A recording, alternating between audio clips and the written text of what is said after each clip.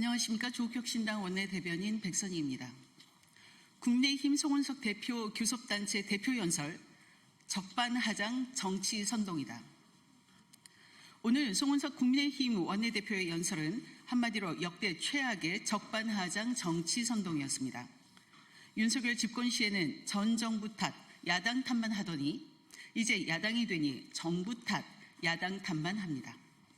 야당이 챙겨야 할 민생은 없고 오로지 정쟁과 책임 전가로 점철된 참으로 부끄럽고 자격미달의 연설이었습니다.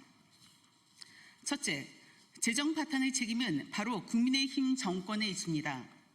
감사와 무책임한 예산 편성으로 민생을 파탄낸 주범이 재정 파탄의 책임을 묻는 것은 가소로운 일입니다. 과거를 반성하지 않는 정당이 미래를 말할 자격이 없습니다. 민생을 위한 지출은 빚이라도 의미가 있지만 특권층 감세로 인한 빚은 나라를 좀먹는 탕진일 뿐입니다.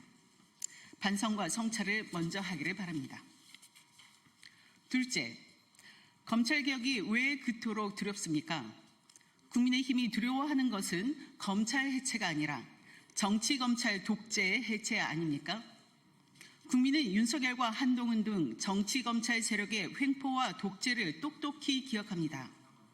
검찰개혁은 민주주의 회복의 과정이며 이를 가로막는 자가 바로 역사의 심판을 두려워하는 세력임을 국민의힘은 분명히 알아야 합니다. 셋째, 노란봉투법과 상법을 반기업 악법으로 매도하는 재벌 대리인은 제1야당의 자격이 없습니다. 원하청 불공정 구조와 재벌 총수의 전횡을 막아 대다수 일하는 사람들의 권리를 지키고 재벌을 건강하게 환골탈퇴시키는 것이 왜 반기업입니까? 제1야당 국민의힘이 그렇게 혈안이 되어 지켜야 할 것은 재벌 특권이 아니라 헌정과 민주주의입니다. 이를 깨닫지 못하는 한 국민은 그나마 지금 남아있는 국민의힘의 정치적 시민권마저 회수할 것임을 엄중히 인식하기 바랍니다. 넷째, 송원석 원내대표는 공영방송 정상화를 위한 방송 3법을 방송장악법이라 호도했습니다. 바이든 날리면 보도에 광분해서 언론 길들이기에 나서며 공영방송을 정권의 홍보 도구로 전락시켰던 윤석열 정권과 국민의힘의 전횡을 온 국민은 똑똑히 기억하고 있습니다. 그랬던 국민의힘이 이제 와서 언론 자유를 말하니 참으로 뻔뻔스럽지 않을 수 없습니다. 다섯째, 인사 문제를 두고 현 정부를 공격했지만 국민의힘이 그런 말을 할 자격이 있는지 국민은 되묻고 싶습니다.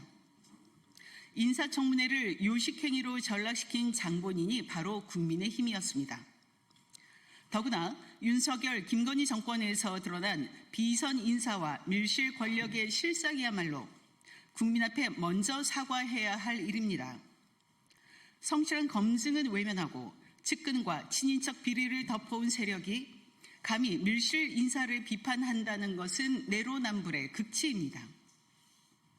여섯째, 지난 3년간 윤석열과 국민의힘이 무너뜨린 헌정 질서를 바로잡기 위한 내란 정상과 개혁 과제를 정치 보복으로 왜곡하는 태도는 정신승리의 궤변일 뿐입니다. 국민 앞에 죄를 고백하고 책임을 져야 할 세력이 억지를 부리는 모습에 국민은 헛웃음만 지을 뿐입니다. 내란 정상과 개혁은 특정 진영의 이해가 아니라 대한민국 민주주의 회복을 위한 최소한의 책무입니다. 무엇보다 국민의힘은 윤석열과 123 비상계엄 사태에 대한 책임을 외면한 채 여전히 도망치고 있습니다. 헌정 질서를 무너뜨리고 민생을 파탄낸 주범임에도 사과나 책임 규명 의지조차 보이지 않는 것은 곧 공범을 자처하는 태도입니다. 그럼에도 송 원내대표가 협치를 운운한 것은 공허한 수사일 뿐입니다. 협치를 말하려면 먼저 비상계엄과 윤석열 탄핵 국면에서의 입장을 국민 앞에 고백해야 합니다. 오늘 연설은 윤석열 정권의 내란에 대한 반성과 성찰이 없는 정치 선동의 막말 대잔치에 불과했습니다. 극우 보수의 숙주가 된 국민의힘에게 미래는 없음을 엄중히 경고합니다.